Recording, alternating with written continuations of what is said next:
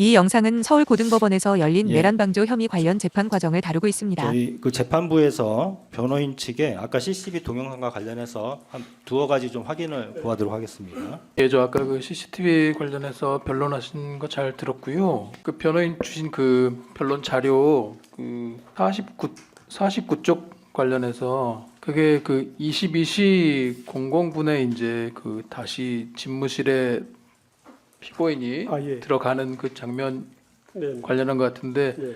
그 장면을 아까도 보았지만 보면은 이게 그 윤석열이 부릅니다. 그 윤석열이 불러서 이제 피고인이 집무실로 들어가는 상황인 것으로 맞습니다. 보이는데 네. 그것을 피고인이 반대 내지 설득하려고 간 것이다 아니면 들어가서 그렇게 설득을 했다라고 그 볼만한 근거는 어떤 게 있는 거예요? 저희는 이게 이제 네. 피고인 윤석열 전 대통령이 피고인을 부르는 건 맞는데 네, 불러 들어갈 때마다 국무위원들 의견을 더 들어봐야 됩니다. 계속 설득을 했다는 거죠. 그 피고인이 일관된 지르기 때문에 사실은 집무실 내에는 CCTV가 없기 때문에 집무실 내에 어떤 대화가 있었는지는 알 수는 없습니다. 그러나 저희도 피고인은 일관되게 계속해서 윤석열 대통령한테 줄곧 국무위원들 의견을 더 들어봐야 됩니다. 계속 그렇게 말씀하시기 때문에 그렇게 저희도 주장하고 있는 것입니다. 그리고 아까 제시한 뭐 윤석열의 그 피의자 신문조서에 그렇게 나와 있습니다. 신문에 나와 있는 내용도 여기에도 해당된다. 네, 이런 그렇습니다. 취지이신 거죠? 네, 그렇습니다. 예, 알겠습니다. 아울러서 아까 그 제시한 자료 맨 마지막 109쪽에 보면 그 김용현을 통해서든 그 선포문을 배포하는 이런 내용이잖아요. 9가 맨 마지막 106이네요. 106. 네. 예. 106쪽에 예, 이 예. 문건은 나중에 결국에는 예. 이 비상계엄 선포문인 것 같습니다. 예. 이 비상계엄 선포문을 예. 국무위원들이 다 가져가지 않고 그냥 이 탁자 위에 두고 있는 것을 피고인이 그냥 한 곳에 모아가지고 다 가져온 것 같습니다. 그것을 설명드리는 것입니다. 예, 제가 피고인의 입장을 한번 정리하는 차원에서 여쭤보려고 하는 건데요. 그러면 지금 담화문하고 네. 이때 당시에 이제 배포한 선포문 이게 이제 배포되기 전에 그러면은 피고인이 그 전에 갖고 있던 문건은 어떤 거가 있었다고 인정하는 건지 피고인 입장에서는 지금 피고인은 그 문건을 어떤 네. 문건인지 지금 기억을 사실 못 하고 있습니다. 그러나 지금 이 객관적인 상황을 보게 되면 네. 비상계엄 담화문은 집무실에서 받아 나온 것이 분명해 보입니다.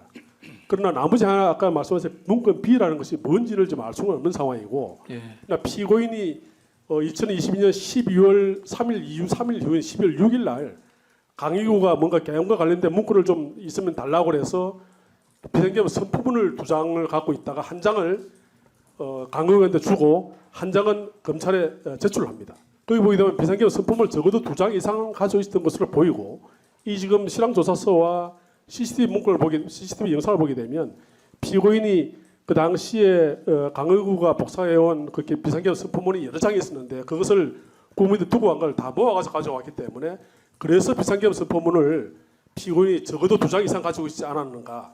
그래서 한 장은 강의구에 주고 한 장은 수행에 제출한 겁니다. 원래 한다면 피고인에서는 한 장만 받는 게 맞습니다.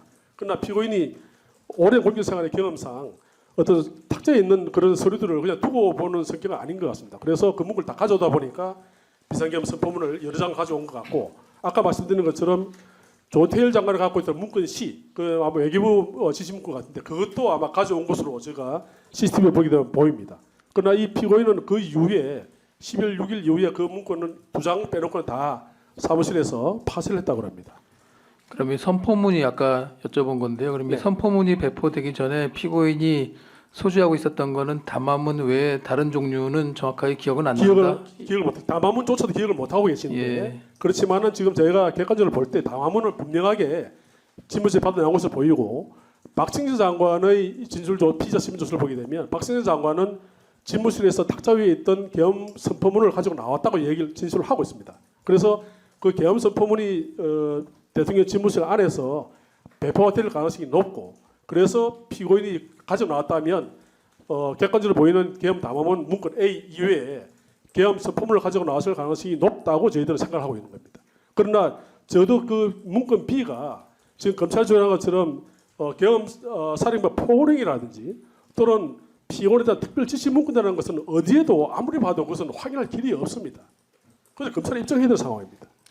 그 한 가지만 더 말씀드리면 아까 검사님이 9시 10분에 그 국무위원들이 집무실에서 퇴실하면서 피고인이 손가락 사이에 문건 2개를 들고 나왔다고 이렇게 말씀을 하셨는데 저희가 보기에는 2개일 수도 있지만 담화문이 복수 5페이지 이상 되는데 그 사이에 손가락을 넣고 나왔다는 가능성도 얼마든지 있다고 생각합니다. 그래서 저희는 문건이 2개일 수도 있지만 하나였는지도 실은 뭐 하나였는지 2개였는지는 불확실한 어떤 그런 입장입니다. 설령 2개가 있었다 하더라도 금방 말씀하신 것처럼 실은 하나는 담화문이고 하나는 선포문이었을 가능성이 더 높다 이렇게 저희는 주장하고 있습니다. 변호인 답변 내용에서 혹시 대응에 대해서 검찰에서 혹시 다시 뭐 반박할 만한 내용 있으신가요?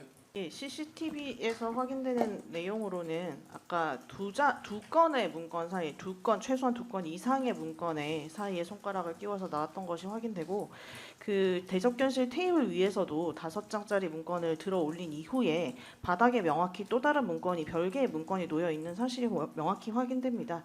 그래서 저희의 입장은 뭐 하나의 문건에 사이에 손가락을 여러 장 사이에 손가락을 끼워서 나왔다는 것이 아니라 최소한 2개 이상의 문건을 들고 나왔고 손에 들고 나온 문건은 대국민 담화문 하나와 포고령 그 김영호 장관의 진술에 따를 때 그리고 피고인 스스로의 특검 진술에 따를 때 포고령을 들고 나온 것이다 이렇게 보고 있습니다.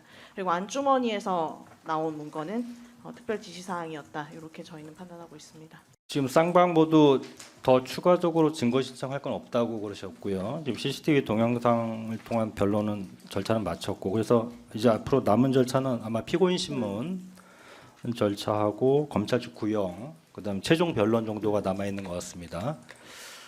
그 정도 진행하면 되겠습니까? 네, 지금 재판장님께서 말씀하신 것처럼 저희들 피고 신문 외에는 더 이상 추적할 건 없는데 피고 신문에 관해 가지고 간략하게 말씀드리면 예, 피고인 신문에 뭐 소요 시간과 네, 재판장님 그때 한 30분에서 1시간 정도 말씀하셨는데 저희가 가급적이면 재판장님 말씀하신 대로 1심에서 중복되는 사항을 가급적 저희 지행을 하겠습니다. 그러나 사안이다 보니까 중복이 완전 안 될 수는 없는 것 같습니다. 핵심 사항만 그러니까 똑같이 물어보면 안 된다는 네, 그렇게 취지고요. 뭐 핵심적인 거 위주로 물어보시는 거야. 뭐 그러면서 중복되는 건 어쩔 수 없다라고 네네. 뭐 이해를 하겠습니다. 네네. 그렇지만은 지나치게 뭐 똑같이 물어본다든지 그렇게는 안 하겠습니다. 네.